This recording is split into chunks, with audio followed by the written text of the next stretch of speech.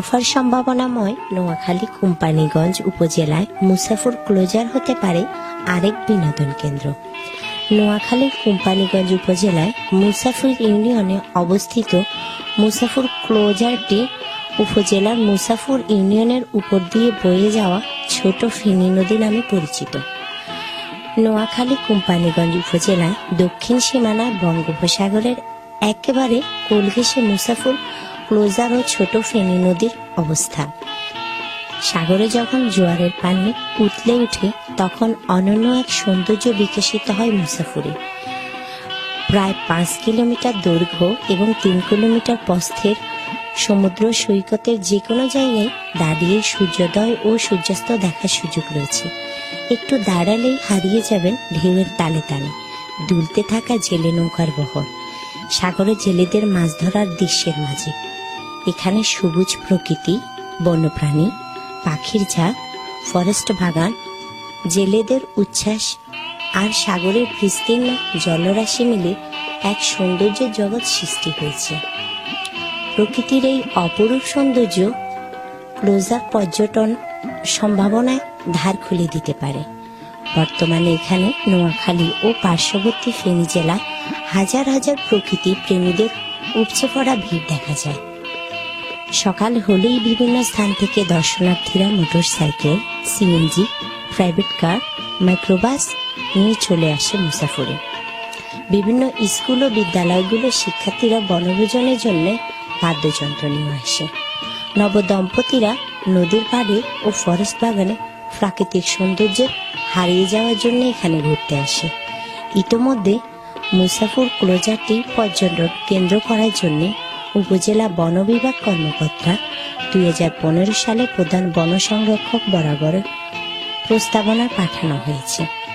কুমিল্লার কাকডি নদী থেকে প্রবাহিত সন্দ্বীপ চ্যানেলে প্রবাহিত হওয়া 80 কিলোমিটার দৈর্ঘ্য, 180 মিটার প্রস্থ ও 7 মিটার উচ্চতায় এই ছোট নদীর গত কয়েক বছরে তীব্র ভাঙনে মুসাপুর, রামপুর, চরফকিরা, চরালাই, চরহাজারি ও চর পার্বতী ইউনিয়নে শত শত পরিবার গৃহহারা হয়ে পড়েছে। ফলে ফসলি জমি হারিয়ে অসহায় হয়ে পড়ে অনেক মানুষ। নদীর আবহমান ভাঙন থেকে রক্ষা পায়নি শিক্ষা প্রতিষ্ঠান, মসজিদ, মন্দির, মুক্তব ও বাজারের দোকানপাট। এর ফলে ছোট হয়ে এসেছিল কোম্পানিগঞ্জের মানচিত্র। নদী ভাঙনে শত শত পরিবার গৃহহারা হয়ে বিষয়টি মোটি ওবায়দুল কাদেরের মাধ্যমে সরকারের উচ্চ মহলের নজরে আনা হয়। এরপর বর্তমান সরকারের সড়ক পরিবহন ও সেতুমন্ত্রী নোয়াখালীর কৃতি সন্তান ওবায়দুল কাদেরের এমপির ঐকান্তিক প্রচেষ্টায় 200 কোটি টাকা ব্যয়ে পানি উন্নয়ন বোর্ডে প্রথমে 2009 থেকে 2010 অর্থ বছরে 16 কোটি 65 লাখ টাকার চুক্তিতে মুসাফুর ক্লোজারটি আনুষ্ঠানিক নির্মাণ কাজ শুরু করে।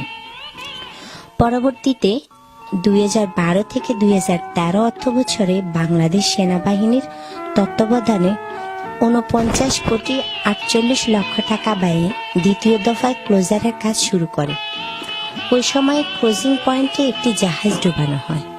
পরবর্তী 2014 থেকে 15 অর্থ বছরে তৃতীয় দফায় 73 কোটি টাকা মুসাফুর ক্লোজার নির্মাণ কাজ গত বছর সম্পন্ন হয়। এই জন্য কোম্পানিগঞ্জ ও নোয়াখালীর মানুষ মন্ত্রীর কাছে আন্তরিকভাবে কৃতজ্ঞ। মুসাফুর ক্লোজার নির্মাণের ফলে কোম্পানিগঞ্জ উপজেলার চরফকিরা, চরালাহি, চর পার্বতী, চর হাজারি, রামপুর ও মুসাপুর ইউনিয়নের হাজার হাজার একর জমি নদী ভাঙনের কবল থেকে রক্ষা পায়। এর ফলে বছরে ওই সকল এলাকায় অতিরিক্ত 2,46,000 মেট্রিক টন খাদ্য উৎপাদন হবে। রক্ষা পেয়েছে লক্ষাধিক হেক্টর জমি। এর ফলে এলাকায় বন্ধ হয়েছিল না পানি।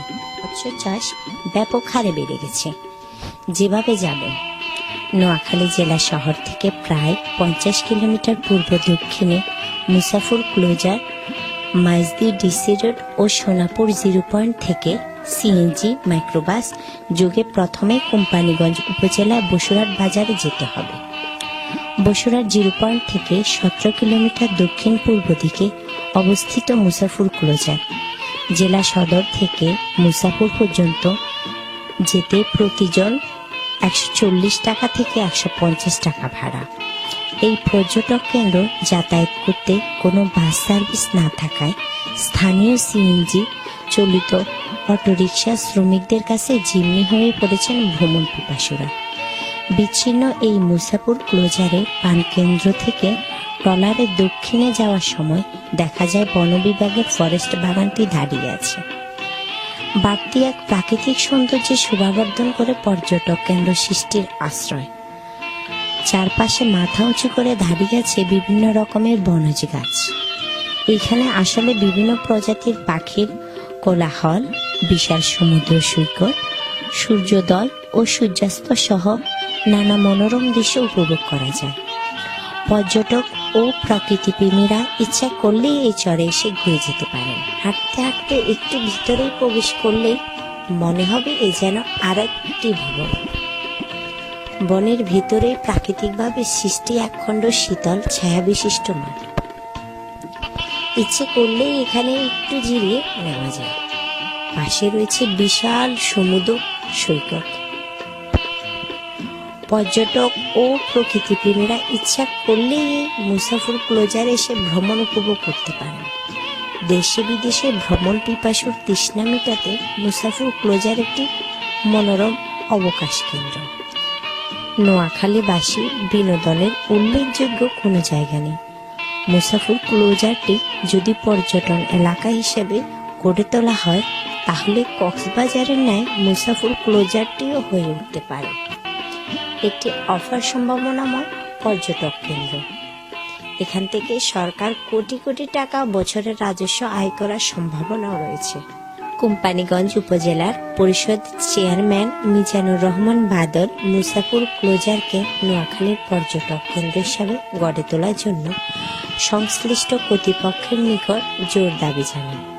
এ ব্যাপারে নোয়াখালীর অতিরিক্ত জেলা প্রশাসক সুব্রত কুমার দে বলেন, মুসাফর ক্লোজার একটি সম্ভাবনাময় পর্যটক এলাকা। এটিকে পূর্ণাঙ্গভাবে পর্যটক এলাকা হিসেবে গড়ে তোলার জন্য জেলা প্রশাসনের পক্ষ থেকে সব ধরনের চেষ্টা অব্যাহত রয়েছে। চলুন দর্শক, এবার একটু জেনে নিই দূর দূরান্ত থেকে আসা পর্যটকদের অনুভূতির কথা।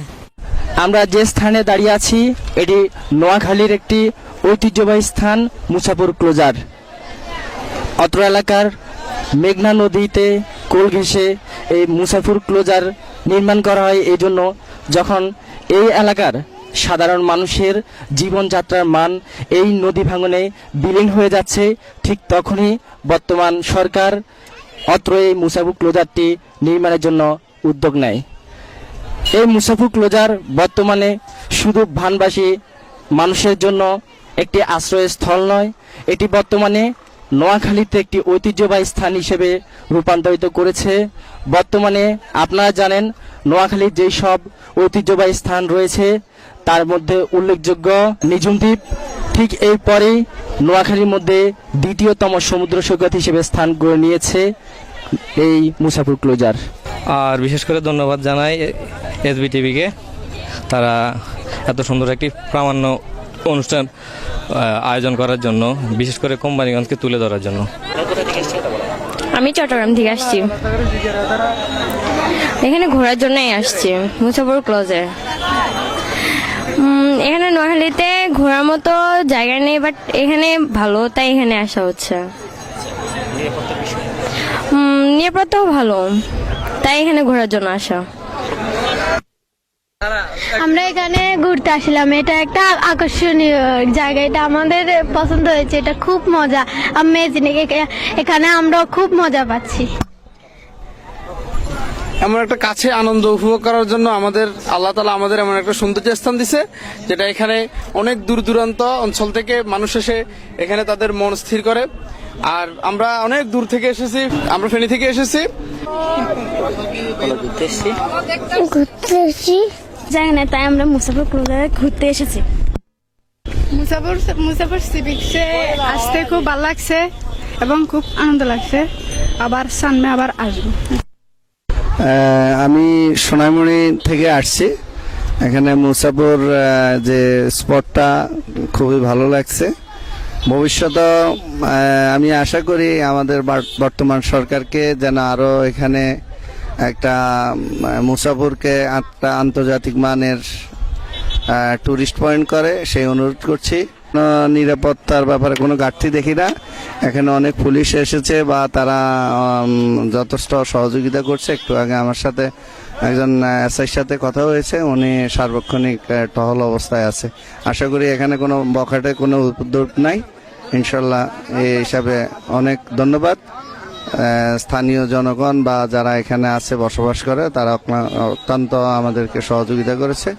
ওকে ধন্যবাদ, আন্তরিকভাবে সহযোগিতা করছেন, এই জন্য আমি স্বাধীন বাংলা টিভিকে অনেক অনেক ধন্যবাদ। প্রিয় দর্শক, আমরা এই মুসাপুর ক্লোজারে এসে পেয়েছি নোয়াখালীর একজন খ্যাতিমান গীতিকার জনাব নোমান শিবলু ভাই। চলুন আমরা ওনার কাছ থেকে এই মুসাপুর ক্লোজার সম্পর্কে জেনে নিই। আসলে মুসাফর সম্পর্কে বলতে গেলে মুসাফর অনেক সুন্দর একটি জায়গা, তবে হয়তো বাংলাদেশের অনেকে বিষয়টা জানে না, অবগত না। গত প্রায় 1 বছর যাবত এখানে খুব সুন্দরভাবে জমজমাটভাবে অনেক দর্শক আসতেছে, অনেক পর্যটক আসতেছে। তো আমি মনে করি এই জিনিসটা এভাবে মিডিয়ার মাধ্যমে যদি প্রচার অলরেডি হয়েছে, অনেকটা RTV থেকে শুরু করে অনেক মিডিয়াতে প্রচার হয়েছে। এই জিনিসটা যত প্রচার হবে, আর বিশেষ করে ইয়াং জেনারেশনকে অনুরোধ করব, ফেসবুক একটা বিশেষ মাধ্যম, এই ফেসবুকে যদি এটা ভাইরাল যত বেশি হবে তত আমাদের কোম্পানিগঞ্জের একটা যে প্লেস আছে ঘোরার মতো, এটা তত বেশি হবে আর কি। মুসাফর ক্লোজার থেকে বিদায় নিচ্ছি আমি সাজেদা আক্তার আলাজি। ধন্যবাদ সবাইকে।